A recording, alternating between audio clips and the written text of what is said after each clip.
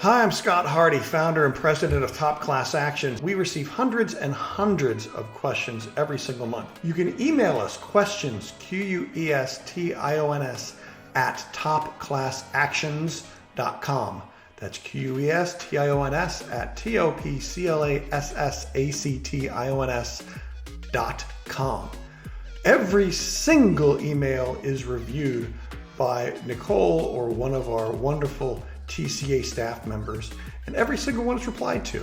So if you've got a question about a lawsuit, a settlement, an investigation, let us know. If we can, we will point you in the right direction. Just a reminder, Top Class Actions is not a law firm. This is not legal advice. We are not a settlement administrator. We are a news website which reports on class action lawsuits, news, settlements, investigations. So the question that I wanted to cover today was, we received an inquiry from a viewer who said, Scott, I filed my own lawsuit against a defendant. It's been moving along. I thought I was doing great. And now it's actually going to trial. Now what? Now, this isn't a viewer who's a lawyer. No, this is a consumer who filed a lawsuit against a big, huge corporate defendant. And sometimes, of course, it might be a good idea for you to try to go against one of these big daddies in small claims court.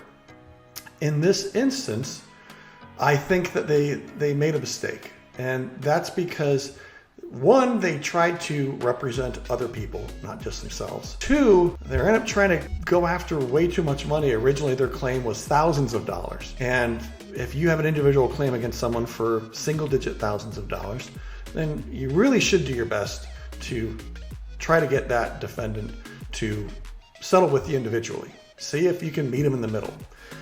In the end, this person said they upped their claim from single-digit thousands of dollars to hundreds of thousands of dollars by adding in supposed penalties and interest and things like that they believe they are owed. Here's the thing, is that if you are going against a big defendant, that big defendant has attorneys on retainer. And so those defendants are paying those attorneys hundreds of dollars per hour. Now, if you've got a simple claim and it's a valid claim, and I'm not saying this person's claims aren't valid. From what I reviewed, they actually look like they are valid. But most defendants will take a look at these claims. From our experience, this is just my knowledge as someone in the consumer space, not a legal perspective. No, I'm not a lawyer. They will look at it, and it's a basic math problem.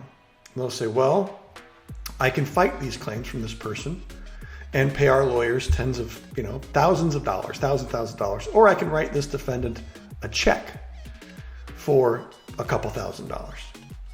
And if they're in the wrong, there's a good chance they're just going to write that check.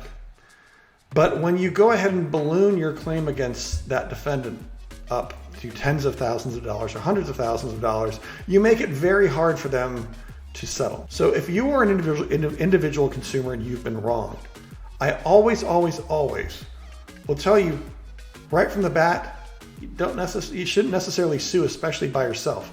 If this person had picked up a class action lawyer, and that class action lawyer can fight this defendant, and they can go to town in discovery, and they can spend the hundreds of thousands of dollars it costs to litigate a class action.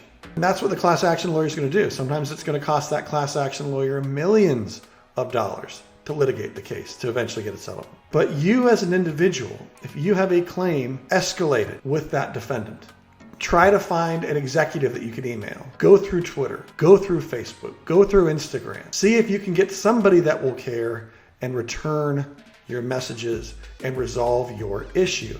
If it's tens of dollars or hundreds of dollars, it's very likely that defendant is going to happily settle with you, take care of you, because that's just good customer service. But if they don't, get a class action lawyer. Use the Start a Class Action form on Top Class Actions. There are multiple law firms who are reviewing those submissions. When they qualify, they reach out to you.